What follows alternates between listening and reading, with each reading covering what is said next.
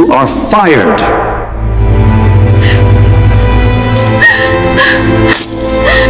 Sign these papers and leave this house immediately. You will be compensated, but you must never return. She had worked in his house for 3 years, but it took him less than 60 seconds to throw her life away, and he never even looked her in the eyes when he did it. That moment right there, that single, cold 60 seconds changed everything.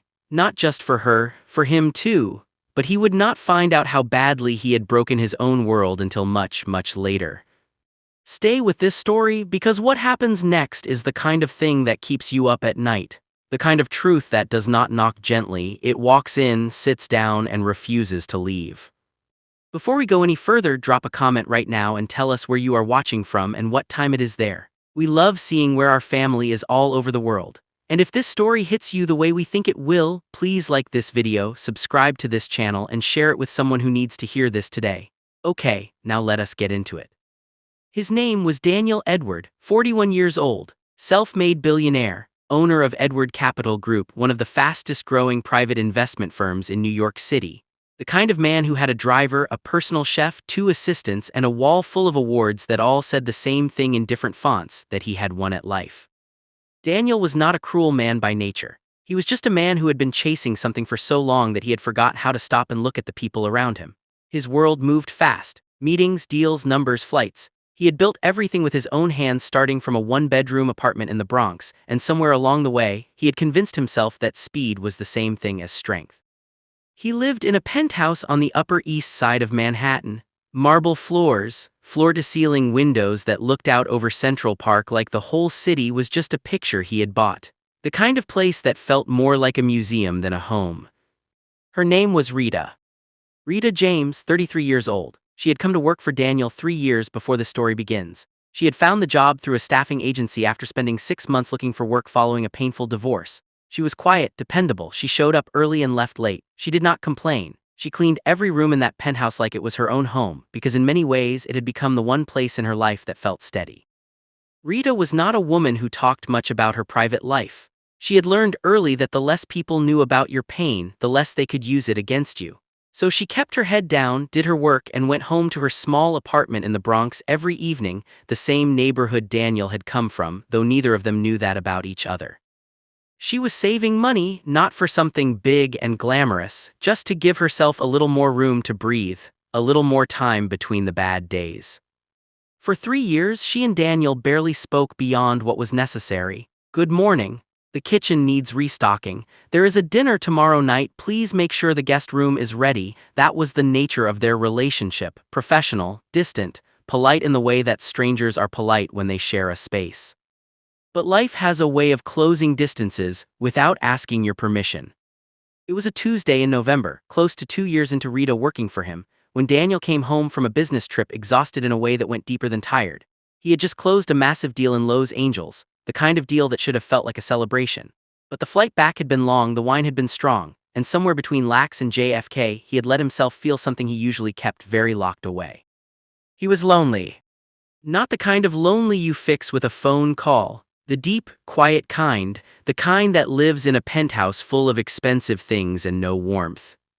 Rita was still there when he got home. It was late past 10 at night, but she had stayed to finish deep cleaning the kitchen after a dinner party the week before had left things in a state she was not satisfied with. When Daniel walked in and found her still there, he was surprised. Most of his household staff came and went on schedule like clockwork. Rita had always been different. She cared. They talked that night, not about work, about real things. He told her about growing up in the Bronx, and she laughed because she grew up 3 blocks from where he had lived. They were both surprised. Then they talked for 2 hours about the city, about how strange it was to be surrounded by millions of people and still feel invisible, about what it meant to build something and still feel like it was not enough. It was just one night. But one night has consequences. What happened between them was not planned. It was not a love story in the way movies tell it. It was 2 people who were both lonely and both human and both in the same room at the same time. And when morning came, Daniel was already back to being Daniel Edward, buttoned up, pulled together, ready for his 7 a.m. call with his board. Rita came back the next day and the day after that, and nothing was said. No acknowledgement, no conversation, just polite distance again, as if Tuesday night had been a dream they both agreed to forget. She told herself that was fine, she was a grown woman, she knew what it was. What she did not know, what she would not know for another 4 weeks, was that Tuesday night had already changed everything. When Rita found out she was pregnant, she sat in a drugstore bathroom on 161st Street in the Bronx and stared at the test for a very long time. Then she walked outside, sat on a bench in the cold November air and breathed in and out, in and out. She did not panic. Rita was not a woman who panicked. But she felt the weight of the choice in front of her like something physical, like someone had placed a stone in her chest and she had to figure out how to carry it forward. She thought about telling Daniel. She thought about it for a long time. She thought about the morning after, how he had gone back to his board call without a word. She thought about the way his world worked, assistants and lawyers and people who made problems disappear. She thought about what it would look like when she walked into his office and said, "I am carrying your child." She could already see his face, not cruel, just distant, already calculating. She decided not to tell him. That choice would matter more than she knew. For several more months she kept working. She was careful, she dressed in layers. She was never showing much in the early months and she worked efficiently and cleanly and gave Daniel no reason to look at her differently. She was saving aggressively now. She had a plan. She was going to work as long as she could, save as much as possible, and then give notice and figure out the next chapter on her own. But life did not give her time for the clean version of her plan. It was a morning in March, about 4.5 months into her pregnancy, when everything came apart. Daniel had a very important client coming to the penthouse that afternoon. A man named Victor Bernard, old money, Connecticut wealth, the kind of man who judged everything about a person by the state of their home. Daniel had spent a week preparing for this meeting. It was worth $40 million to his firm. Rita had prepared the entire space that morning. Fresh flowers in the entryway. The good crystal set out in the sitting room, everything pressed and polished and perfect. She had been meticulous the way she always was. And then, in the final 30 minutes before Victor Bernard was due to arrive, she was carrying a tray of crystal glasses from the kitchen to the dining room and she slipped. It was a small, wet patch on the floor, the kind you do not see until your foot is already on it. She went down hard. The tray went with her. 3 of Daniel's finest crystal glasses and pieces he had brought back from a trip to Venice shattered on the marble floor. The sound of it echoed through the whole apartment. Daniel came out of his office at the sound. He looked at the floor, he looked at the broken glass, he looked at his watch. Victor Bernard was going to be there in 20 minutes and the dining room looked like a disaster. He looked at Rita. She was still on the floor. She had not moved fast to get up because something in her hip had taken a hard knock and the fall had frightened her more deeply than it had hurt her. She was pressing a hand to her stomach just for a second, the way any pregnant woman would. A reflex, an instinct. Daniel did not see that. Or if he did not let himself understand what it meant. What he saw was broken glass and a ruined afternoon. He said 3 sentences, cold and clean and final. "You are done here, get your things, leave your key at the door." That was all. No explanation, no asking if she was hurt, no space for her to say anything at all. He turned and walked back to his office and called the staffing agency to have someone new sent by the morning. Rita got up slowly. She cleaned up the broken glass herself, every single piece. She straightened the dining room as best she could with what was left. She left her key on the small silver dish by the front door that was used for exactly that kind of thing, and she walked out. She did not cry in the elevator. She waited until she was outside on the sidewalk with the wind coming hard off 5th Avenue before she let herself feel anything. And even then it was not crying exactly. It was something more like a long, slow exhale, the kind that comes when you finally put down something you have been carrying for too long. She walked to the subway and she went home.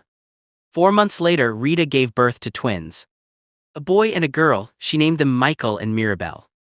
They were born at Montefiore Medical Center in the Bronx on a warm July night. 7 pounds 3 ounces and 6 pounds 11 ounces. Both healthy, both loud, both absolutely perfect.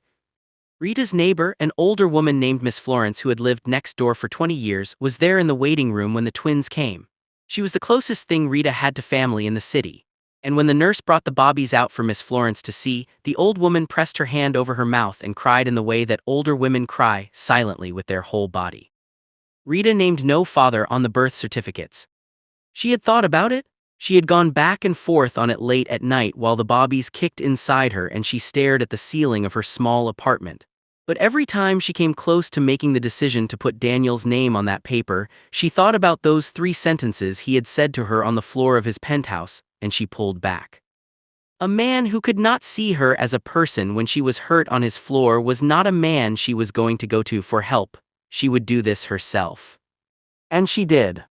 The first 2 years were hard in the way that only single mothers who are also broke truly understand.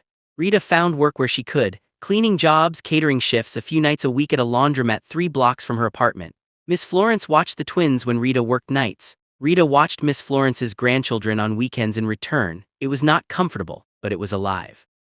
Michael and Mirabelle were everything. Michael was loud and curious and always trying to climb something. Mirabelle was quieter, watchful, the kind of child who studied a room before she entered it.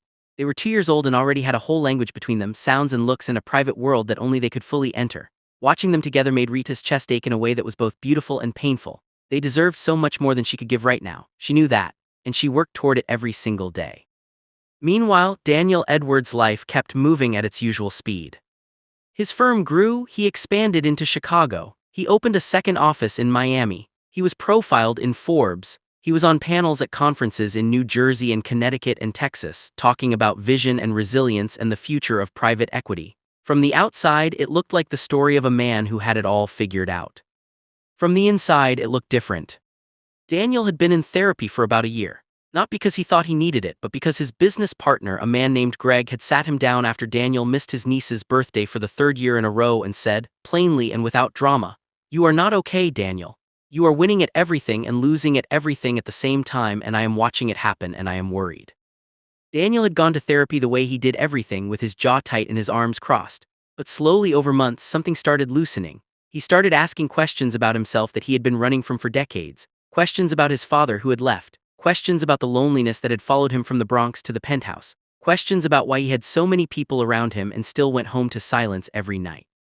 His therapist, at their session in the spring of that 2nd year, asked him a question that knocked him sideways. Is there anyone you hurt and never went back to? Daniel sat with that question for a long time. He thought about business, about deals he had pushed too hard, about a partner he had cut out years ago, but then, without planning to, he thought about a morning in March, a marble floor, broken glass, a woman on the ground, and 3 cold sentences. He had not thought about Rita in months. He had barely thought about her when she worked for him. That was the truth of it, and it landed on him now like a cold splash of water. He went to his records. He still had the staffing agency file from 3 years ago. He found her name. He was not sure why he was looking. He told himself it was just to check, just to know she was okay. He could not reach her through the agency. She had left their roster 2 years earlier. He tried a few other ways. Nothing came up easily. Rita was not a woman with a big online presence. She did not post her life on the internet. She was quiet the way she had always been. He let it go. Or he tried to. The thing about a conscience that has woken up after a long sleep is that it does not go quietly back to bed. It was Greg who made the connection. Greg's wife, Linda, did charity work with a food distribution organization in the South Bronx.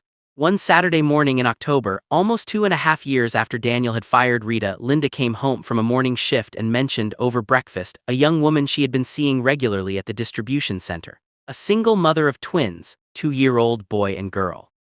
The woman was hardworking and always polite, and Linda had started to think of her as one of the most quietly strong people she had ever met. Linda mentioned her name. Rita James. Greg nearly choked on his coffee. He called Daniel that same afternoon. He did not have all the facts, but he had enough: the name, the Bronx, the twins who were just over 2 years old. He laid it out plainly. Daniel, I think you need to look into this. Daniel was quiet on the phone for a very long time. The math was not hard. He knew when Rita had left. He knew what had happened between them. He had never fully let himself look at it directly, but he had always known in the back of his mind that there had been no protection that night. He had told himself it was nothing. He had moved on quickly the way he always moved on. But now here were 2 children, 2 years old, a boy and a girl, being raised alone by a woman he had fired without even asking if she was hurt. He drove to the Bronx the next morning. He did not send an assistant. He did not have a lawyer make contact first. He got in his car, his actual personal car, not the town car, and he drove up to the address Linda had given Greg, a 5-story walk-up on a side street just off the Grand Concourse, and he sat outside it for 20 minutes before he got out. He pressed the buzzer. Rita's voice came through the intercom. She did not recognize his voice at first. She buzzed him up, thinking he was the mail carrier. When she opened her apartment door and saw Daniel Edwards standing in her hallway, the color left her face. Not from fear, from something more complicated, from a feeling that the world had been waiting for this moment and had finally decided to deliver it, ready or not. She held the door. She did not speak. Daniel said, "Can I come in?" She stepped back and let him. The apartment was small, clean in a way that was obvious, not sterile but cared for. There were children's shoes by the front door, drawings on the refrigerator, a mat on the floor where 2 small children had clearly been playing not long before. The twins were at Miss Florence's next door. Rita had been folding laundry when he buzzed. Daniel stood in that small, warm, honest apartment and looked around it, and something moved through him that he did not have a name for yet. It would take him a while to find the word. The word was shame. He looked at Rita. He said, "I heard you have twins." She said, "Yes." He said, "Are they mine?" She held his gaze for a long time, then she said, "Yes." The silence that followed was the loudest thing in that apartment. Daniel sat down on the small couch she had against one wall, not because she invited him to, but because his legs needed it. He pressed his hands together and stared at the floor for a moment. Then he looked up at her and said, "Why did you not tell me?" Rita sat across from him. She was calm. She had been carrying this for 2.5 years, and she had made her peace with it long ago. She was not angry in the hot, shaking way anymore. It was something cooler, something that had been held and examined and understood. She said, "You fired me for breaking a glass. You did not ask if I was hurt. You did not look me in the eye. You were already done with me before I even stood up off your floor.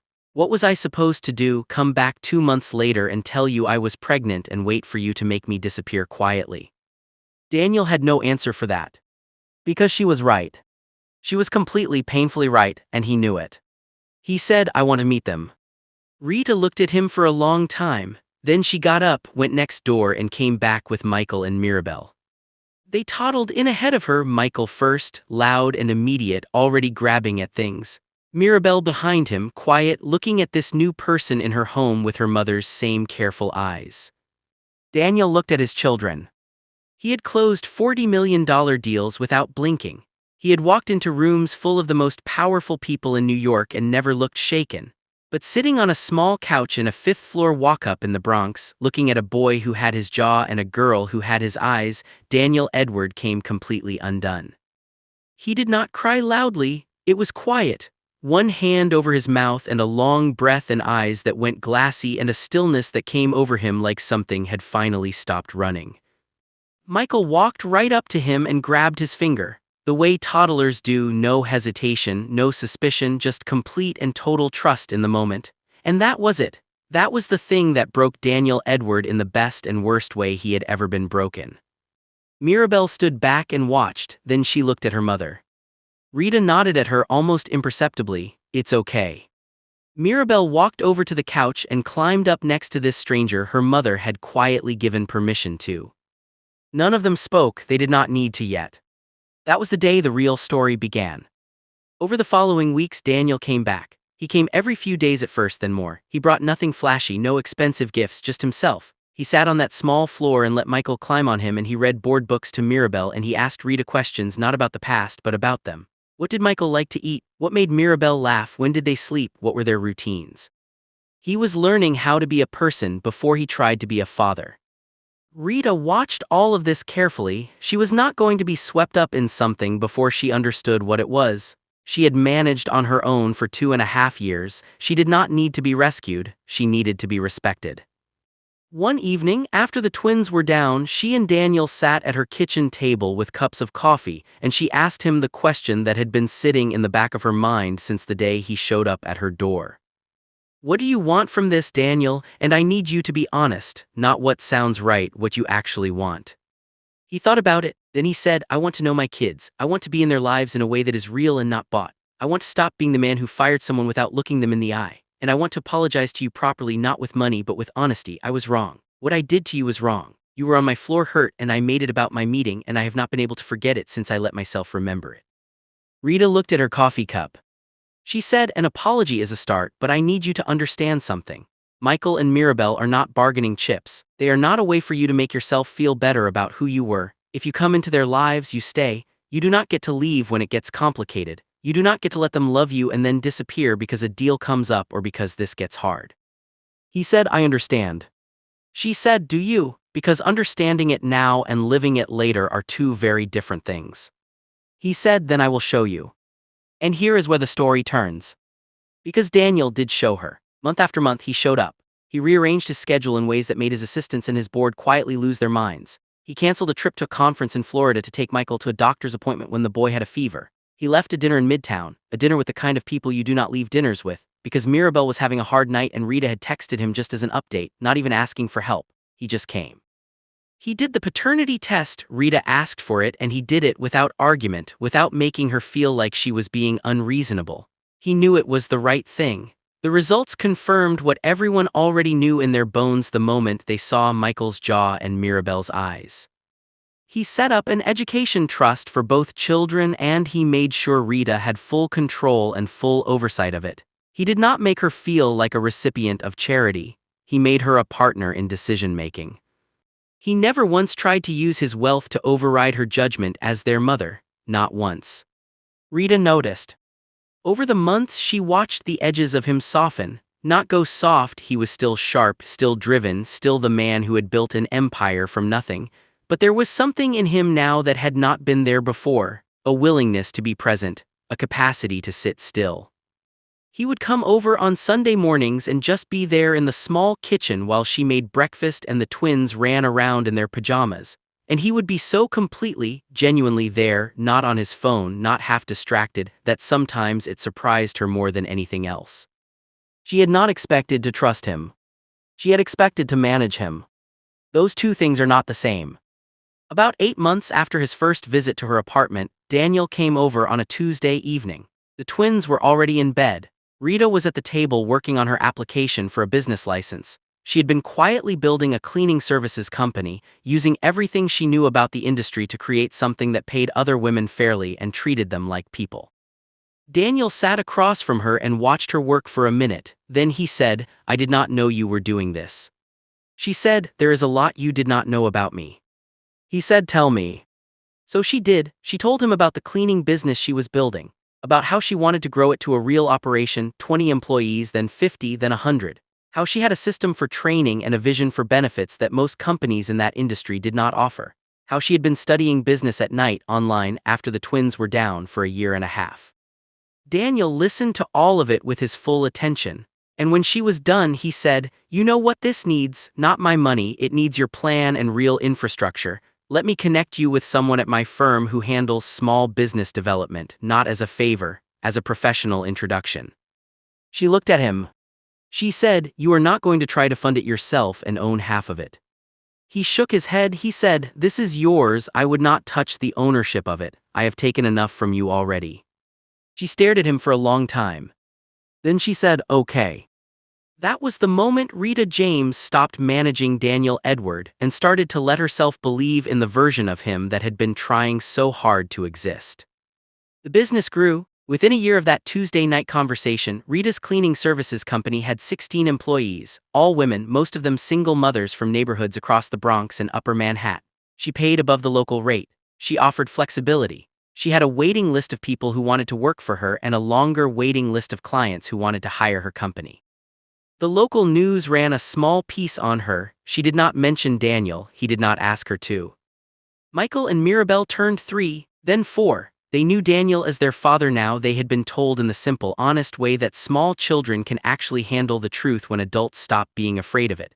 Their father had not been around at the beginning. Now he was. They did not carry it as a wound. Children who are loved tend not to.